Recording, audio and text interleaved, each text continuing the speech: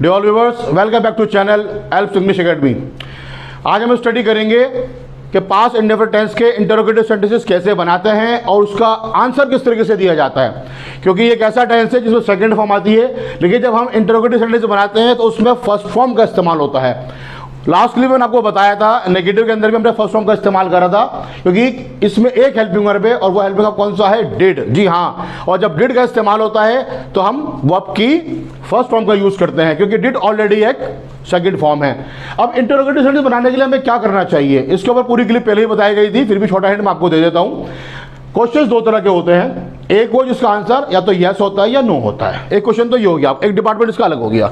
एक क्वेश्चन वो होते हैं जिसके आंसर में यस या नो नहीं, आपको कुछ रीजन बताना पड़ेगा, कुछ वजह यानी कि या कोई ऑब्जेक्ट यानी कि कुछ एक्सप्लेन करना पड़ेगा।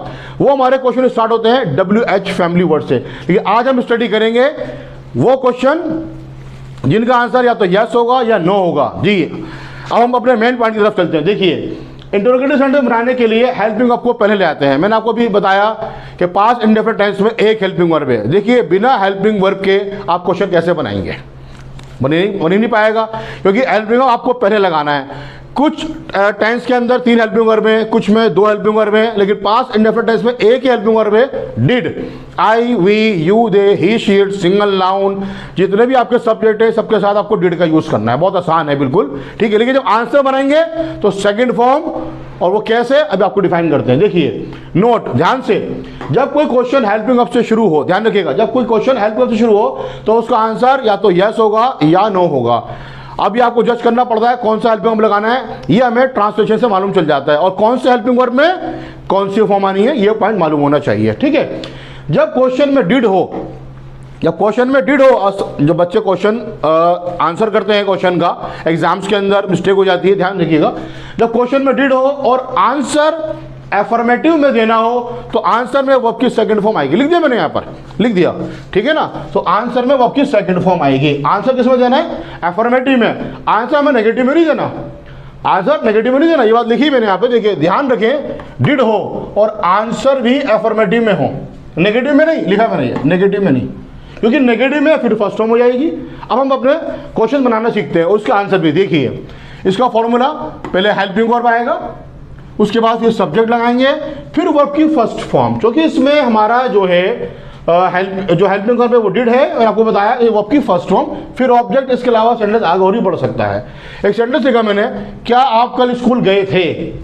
ये बात मैं पहले बता चुका हूं कि कंडीशन के हिसाब से कहीं पे था थी थे आता है, कहीं पे था थी तो नहीं भी लगाते। जैसे कि आपने भूल तोड़ा, क्या वो यहाँ आई, क्या वो यहाँ आई थी, इस तरह बोला जाता है। अगर ड़ा, खा, दा, ये लास्ट तक पॉइंट आते हैं, लेकिन कहीं कहीं था थी थे जरूरी होता है लगाना, तो था थी इसके अंदर आता है। था थी थे के लिए जरूरी नहीं कि वॉज या वर्ब का इस्तेमाल होगा, ठीक है। अगर पास्ट इंडेफिनिट टेंस है तो वॉज या वर्ब नहीं आएगा। अब इसमें क्या आप स्कूल गए थे? हाँ मैं गया था।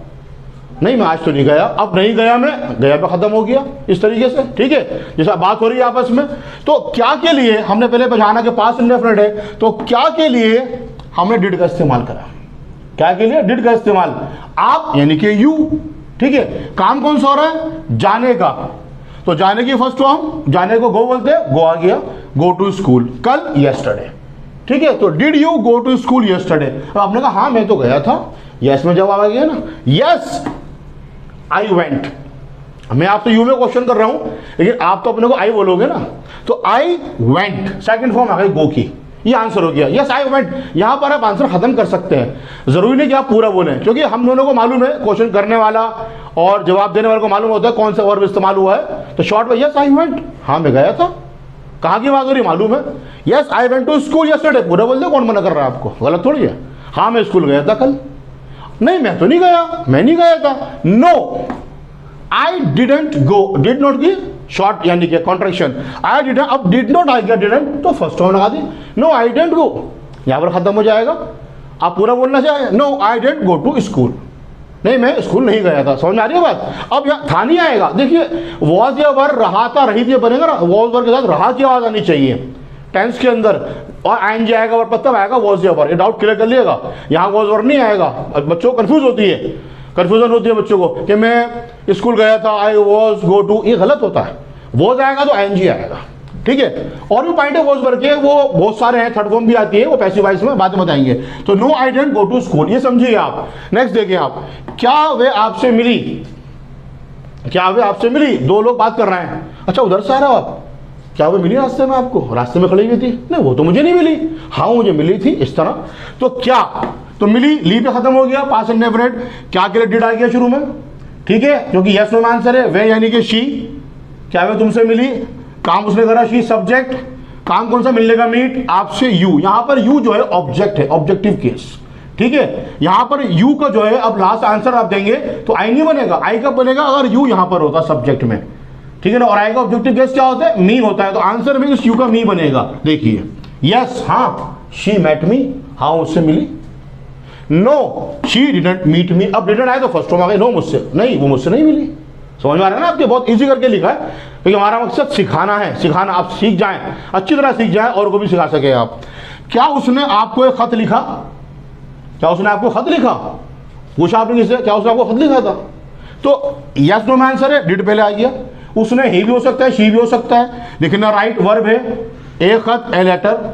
आपको टू यू, डबल ऑब्जेक्ट है यहाँ पे, डायरेक्ट ऑब्जेक्ट, इनडायरेक्ट ऑब्जेक्ट, ये आपको बाद में बताएंगे आपको, ठीक है ना। तो टू यू, ये आपका जो है, आपका जो यहाँ पर यू आ रहा है आपका ऑब्जेक्टिव केस, तो ये टू के साथ बाद में आएगा, ठीक है। इस चैप्टर पे हम बताएंगे इंशाल्लाह। अब आंसर यस हाँ उसने लिखा, अब ही के बाद ही रॉट, राइट की सेकंड फॉर्म, डब्ल्यू आर एक साथ आया, आर सब डब्ल्यू हो, डब्ल्यू साइलेंट हो जाता है, तो yes he wrote a letter to me, हाँ उसने मुझे एक खत लिखा। No he didn't write a letter to me, नहीं उसने मुझे खत नहीं लिखा। क्वेश्चन बनाना भी आप सीख रहे हैं, आंसर भी आप सीख रहे हैं आराम से।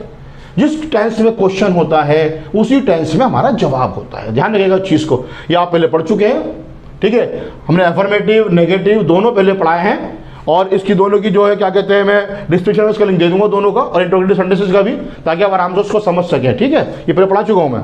इस तरीके से, क्या जॉन ने पैसे चुराए, पैसा चोरी होगा, क्या जॉन ने चुराए पैसे, क्या जॉन ने पैसे चुराए थे, अच्छा जी या लगता तो नहीं। तो इस तरीके से काम कौन कर रहा है, जॉन, तो डिड आ गया। क्या जॉन ने पैसे चुराए, तो did John steal money, steel चुराना होता है वर्ड, STEAL, जो स्टील के बर्तन होते हैं उसमें डबल ही आता है, तो did John steal money, yes John stole money, steal की सेकंड में, हाँ जॉन ने चुराए थे पैसे, बिलीव नहीं हो रहा, नहीं नहीं जॉन ने नहीं चुराए थे, गलत बात है ये, लोग गलत इल्जाम लगा रहे हैं उसके ऊपर, बात होती है आप इस तरह किसी बारे में, ठीक है। नो जॉन क्या आएगा, yes did not steel money हो जाएगा, ये डिडंट बोल सकते हैं आप।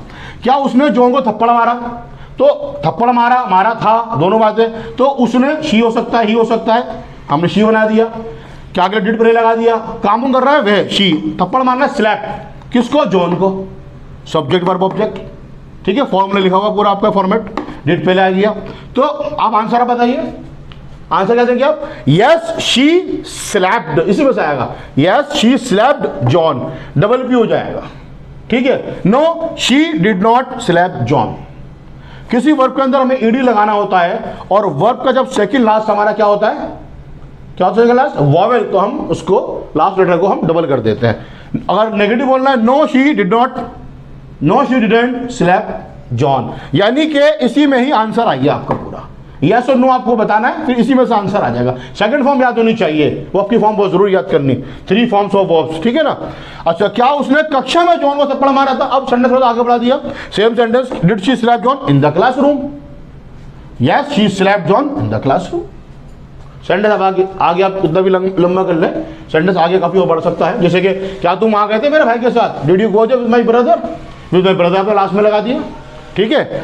आगे देखिए, did they find the solution, क्या उन्होंने हल निकाल लिया, किसका, of the sum, of the problem, problem का, तो आंसर आप कह सकते हैं यस दे फाउंड हो जाएगा, ठीक है ना, yes they found the solution, no they did not find the solution.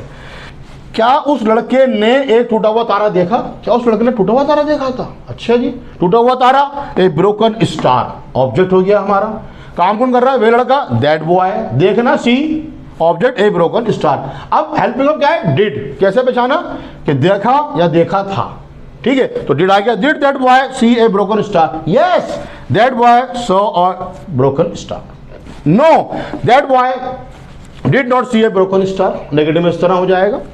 अच्छा next, did your father give you a gift last night, your father give you, क्या तुम्हारे पिताजी ने तुमको एक तोहफा दिया कल रात को, या दिया था भी कह सकते हैं। यस माई फादर गेव हो जाएगा आंसर में, नो होगा तो नो माई फादर डिडंट, इस तरीके से हो जाएगा, ठीक है ना। डिड पहले आ गया, योर फादर काम करने वाले वर्ब, फिर यहाँ पे क्या है, मैंने यू लगाया है यहाँ पे। देखिए डायरेक्ट और इनडायरेक्ट ऑब्जेक्ट आपको बताया, बाद में बताऊंगा।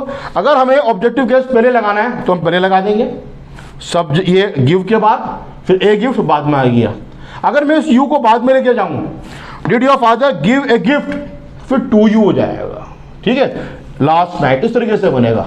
ये आपका समझ में आ गया होगा। ये इंटरोगेटिव सेंटेंसेस है, आंसर बनाना आपको बता भी दिया। हाँ कई बार ऐसा भी होता है कि डिड हमारा क्वेश्चन में है और आंसर में ये डिड वर्ब बनकर आता है, ठीक है। मिसाल के तौर पर मैंने कहा क्या तुमने वो काम करा था, did you do that work, अब यहाँ डू वर्ब बनकर आया है, तो आंसर आप बोलेंगे यस आई डिड, हाँ मैंने किया था। आई थिंक आपको क्लियर हो गया होगा इंटरोगेटिव सेंटेंसेस कौन से, जिसका आंसर यस या नो में आता है। हमारे बच्चे अब WH फैमिली के, वो आपको नेक्स्ट क्लिप में बहुत जल्दी बताएंगे। अगर मैं इसी में लिखवाऊंगा तो क्लिप बहुत लंबी हो जाएगी, ठीक है। तो नाउ थैंक्स फॉर वॉचिंग।